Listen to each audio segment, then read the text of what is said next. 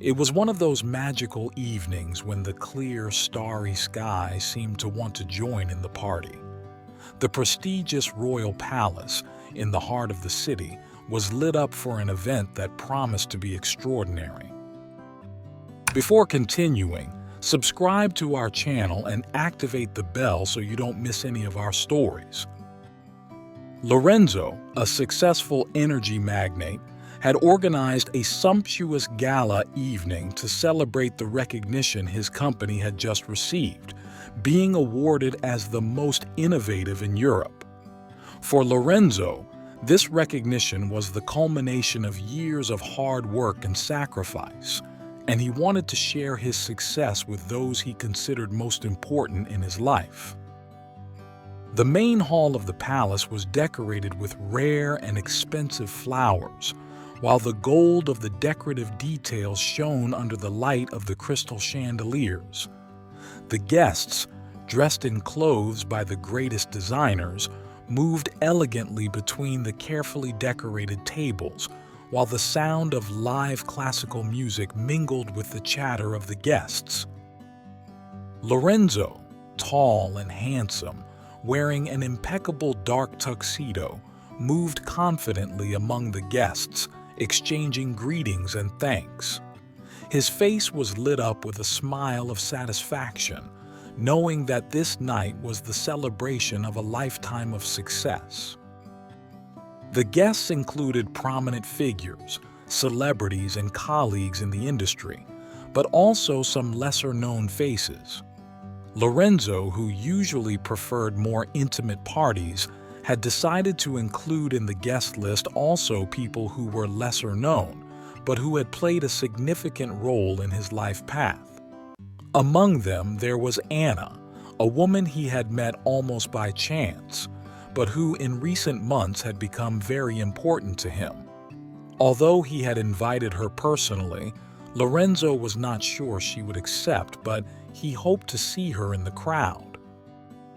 As the evening wore on, the atmosphere became more and more lively, and the room filled with laughter and animated conversation.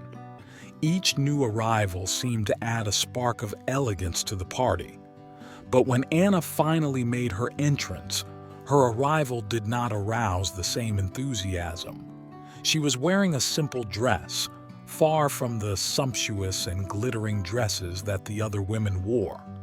Her presence, at first, went unnoticed, but soon the gazes began to rest on her, not with admiration, but with a sort of curiosity mixed with disapproval. Murmurs began to spread among the guests. Who is that woman? Why is she dressed like that? Some wondered, while others chuckled. Anna, with her calm demeanor and simplicity, did not seem to belong to that world of luxury and ostentation. While Lorenzo continued to converse with his guests, still unaware of what was happening, Anna moved around the hall observing the details of the decoration, apparently oblivious to the inquisitive glances that followed her. But the situation took an unpleasant turn when a group of guests decided to confront her. Georgia, a woman known for her prickly nature and high society status, approached Anna with a smile that exuded false politeness. "Excuse me," she said, her tone leaving no room for doubt. "I don't think I've seen you at these events before. Are you sure you're in the right place?" The seemingly innocent question was actually a veiled attack, and the laughter of the other members of the group made it clear. Anna, with great composure, replied, "Yes, I'm sure. I was invited." Her response, though calm, seemed to further irritate the group. Are you enjoying this story? Before you see how it ends, subscribe to our channel and turn on notifications. Federico, an arrogant and haughty businessman, added, "You were invited? Maybe there was a mistake, it happens. Not everyone knows how to dress for these events." The laughter was now openly cruel, fueled by the presumption of superiority of those present. Meanwhile, Lorenzo, finally aware of the unusual gathering in a corner of the room, made his way through the guests to understand what was happening. When he arrived, he found Anna at the center of that circle of malice and mockery. His heart sank seeing the woman he cared so much for, humiliated in that way. Without wasting a moment, Lorenzo approached and stood next to her, his presence enough to silence the group.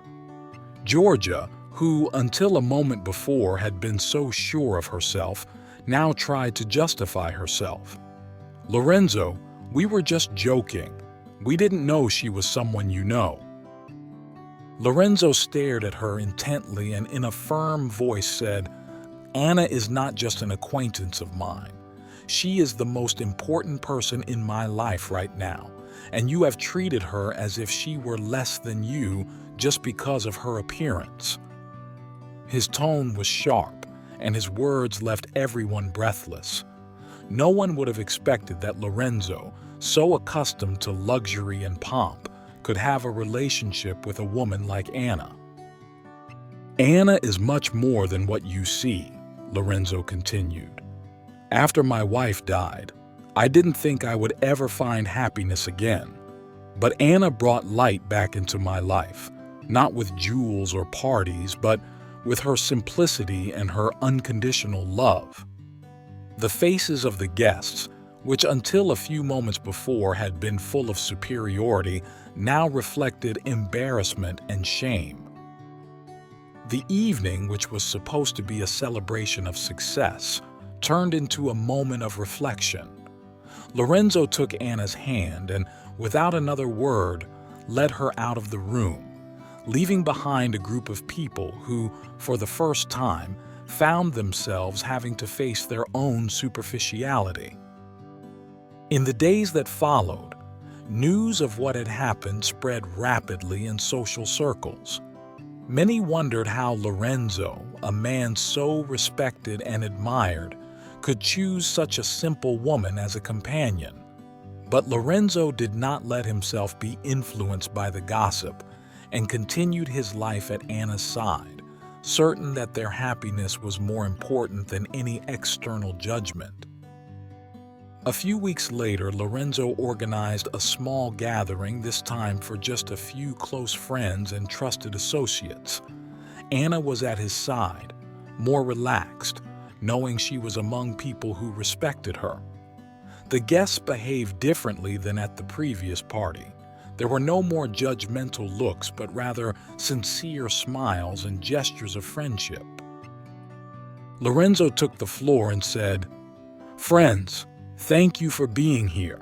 This evening is very special to me because it marks a new beginning. Anna came into my life when I thought I could no longer find happiness. She is not here for what I have, but for who I really am. This made me understand what is truly important in life."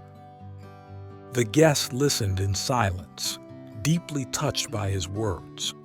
When Lorenzo finished, thunderous applause filled the room.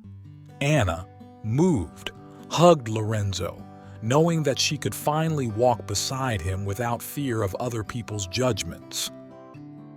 From that day on, the couple continued to build their life together, proving that true love is not measured by money or appearance, but by sincerity and mutual respect. And you, what would you have done in Anna's place? Would you have left? Write it in the comments below. Thanks for watching the video till the end, and see you next time.